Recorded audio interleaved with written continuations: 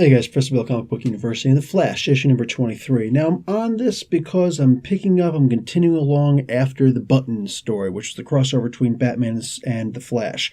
And that's one of the reasons why I like that they do crossovers once in a while, because it gives you a chance to have a picking up story. I mean, issue number 23, I'd have never gone out and picked up an issue number 21, you know what I'm saying, God forbid the 23, if I don't know anything about what's going on in the current universe with The Flash. Now, I'm not like the biggest Flash fan in the world. I know about the character. I know about the majority of his villains. I didn't know who this guy Multiplex was. Believe it or not, I don't remember ever seeing Multiplex before. So that's a weird feeling for me, not knowing who a villain is.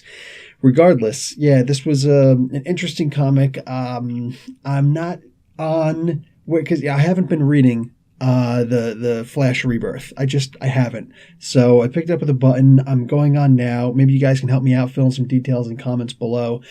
But I'm curious how Wally and Iris's relationship is in this, because they obviously know each other. Are they like what? They're adopted together and whatnot? Like is that what's going on here?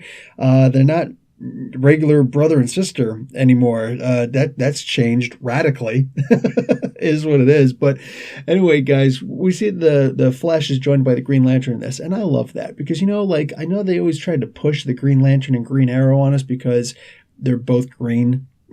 And Batman and Superman eventually worked so well together, super overpowered and really underpowered, and here's basically two of the exact same characters going together. Yeah, whatever. But Flash and Green Lantern actually feel organic. They've always felt organic to me, and I'm always happy to see these two together. So I wanted to continue with Flash after the Button anyway, but seeing Green Lantern on this was just one of those things where it's like, okay, well, clearly I'm going to join on. This was literally the perfect way to get people to jump on. So in this story, basically, the Reverse Flash shows up again. Now, I want to see what happened back at the forensics department of the police station, because we just saw that the Reverse Flash was dead, after the Button thing. We saw all that stuff.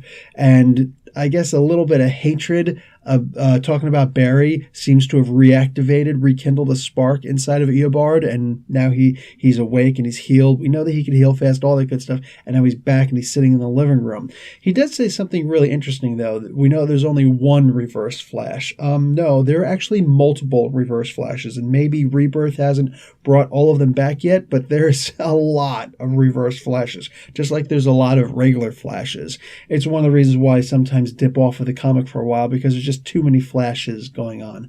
So hopefully they don't pull the same thing here. I know there's already a big Flash family, but either way, this was an interesting comic. I did like some of the things going on here. I like how Barry is talking over, like his internal dialogue is talking over people. So people will be talking to him, and several times, even in the middle of the fight with Green Lantern, but also with his friends, people will be talking, and then the dialogue box goes right over top of that. I don't remember ever seeing that before. This was a really, really good way to show that he is majorly distracted. I love that about this comic. That is absolutely fantastic. Great layouts, like unbelievable layouts. So yeah, I like the idea that he's so distracted. He always is. I mean, like when you think about it, when you're really distracted, you got a whole bunch of, like having a whole bunch of tabs on your computer open at the exact same time instead of one being in front of the other. Just imagine something like that. And that's Barry, but at the speed of light and then some, I don't know how much I like this villain as he is. Like, he just seems like an absolute dweeb, a guy who can keep on multiplying, and he's really obsessed over this girl who gave him her phone number. I mean, come on, man. Like, is that really the motivation that you got for this character? So we're obviously not fleshing out villains the way that we used to. Great. There's the same complaint most of us have with the Marvel movies, is that the villains aren't fleshed out enough if your name's not Loki. So anyway, that's what I'm seeing here. Guys, I'm going to give this comic a B. It was fun. It was good. I also want to give like Joshua Williams on writing and Carmine D'Angiomenico. Might be saying that wrong. Sorry. It's not me. It's not all on me. But guys, I'm also on top of that going to call out Brian Cunningham and Amadeo Turturro, the editor and assistant editor. On top of that, I'm just looking at this right now. Guys, these these editors, fantastic. You know, back in the day, I think one of the main reasons why so many of us loved Marvel and would collect so many different Marvel comics is because the editors would always put in these little side tropes where they would oh, well, such and such happened back in this issue. And, oh, if you don't get that reference, refer back to this. And, you know, the editors, they would always throw in those little yellow boxes that let you know exactly what was really going on with the asterisks, you know, and let you know what they're talking about here happened back in this issue in this comic. I loved that. And Marvel doesn't really do that anymore. And I'm glad to see that DC picked up on doing that pretty much all the time now. Not as much as, you know, they used to, but yeah, I love that DC still does that.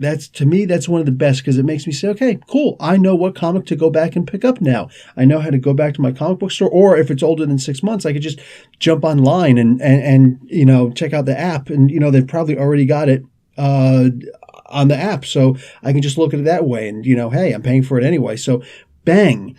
That's what I like about this. So these editors seriously deserve a major cool shout out because I love when comic books do that. Guys, that's really all I've got right now because I'm so lost with The Flash. I'm going to try and keep up. As long as the comics stay good right now, then I'm going to stay on this comic, but I'm going to have to go out to the comic book store and buy the local trade paperback or something like that because, yeah. Or if it's online. I should have probably checked that before I even freaking did this review. Anyway, guys, Professor Bell, Comic Book University, Flash out. Class dismissed.